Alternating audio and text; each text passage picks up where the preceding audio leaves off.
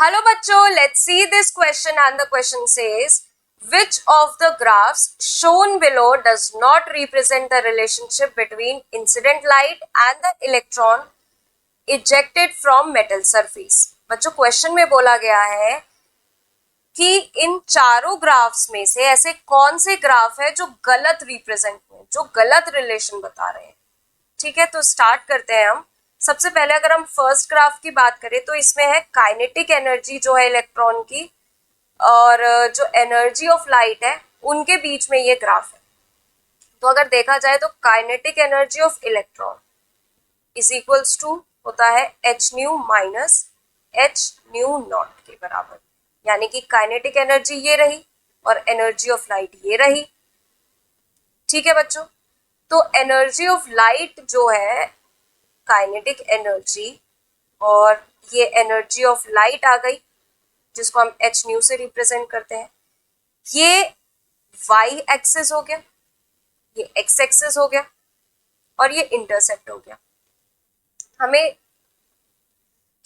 अगर हम कोई ग्राफ बनाए तो हमें पता है कि ये वाला इक्वेशन फॉलो होता है y is equals to m x plus c का फॉर्मूला लगता है, जिसमें y एक्सिस है काइनेटिक एनर्जी, x एक्सिस है एच न्यू और m तो यहाँ पे कुछ है नहीं तो 1, तो कोई स्लोप 1 आ रहा है।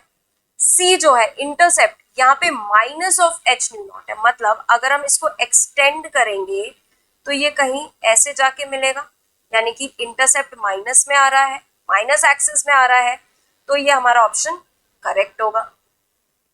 बात करें हम नंबर सेकेंड ऑप्शन की, यानी कि नंबर ऑफ इलेक्ट्रॉन्स और फ्रीक्वेंसी ऑफ लाइट। पहले तो फ्रीक्वेंसी जैसे जैसे नंबर ऑफ इलेक्ट्रॉन्स बढ़ते हैं फ्रीक्वेंसी बढ़ती है, ये बात ठीक है, लेकिन एक टाइम के बाद नंबर ऑफ इलेक्ट्रॉन्स आप कितने भी डालें फ्रीक्वेंसी कांस्टेंट रहती है, फ्रीक्वेंसी पे कोई फर्क नहीं पड़ता, तो ये ऑप्शन भी ठीक है। थर्ड ऑप्शन पे आते हैं काइनेटिक एनर्जी और फ्रीक्वेंसी ऑफ लाइट के बीच में क्या होता है। जो काइनेटिक एनर्जी है, अभी हमने ये फॉर्मूला देखा काइनेटिक एनर्जी, तो काइनेटिक एनर्जी और अगर हम फ्रीक्वेंसी ऑफ लाइट के बारे में बात करें तो फ्रीक्वेंसी ऑफ लाइट क्या है हमारी, फ्रीक्वेंसी ऑफ लाइट ये हो गई।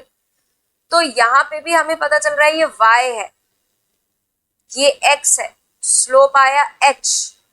ठीक है, हमारा स्लोप की वैल्यू आ गई h। यहाँ पे जो फ्रीक्वेंसी आई जो मतलब इंटरसेप्ट आएगा वो ये आएगा, माइनस में आ रहा है इंटरसेप्ट। अगर यहाँ पे 0 वैल्यू होती तो ये सेंटर से पास होता, बट यहाँ पे हमें दिख रहा है कि जो इंटरसेप्ट है वो माइनस में आ रहा है, यानी कि ये ग्राफ कुछ इस तरीके से जाना चाहिए था, ना कि सेंटर से, तो ये ऑप्शन हमारा गलत हो गया। बात करते हैं काइनेटिक एनर्जी ऑफ इलेक्ट्रॉन और इंटेंसिटी ऑफ लाइट की। तो हाँ, काइनेटिक एनर्जी जो है इलेक्ट्रॉन की वो इंडिपेंडेंट होती है इंटेंसिटी के, या कह सकते हैं इंटेंसिटी इंडिपेंडेंट होती है काइनेटिक एनर्जी के, तो ये ऑप्शन भी हमारा करेक्ट है।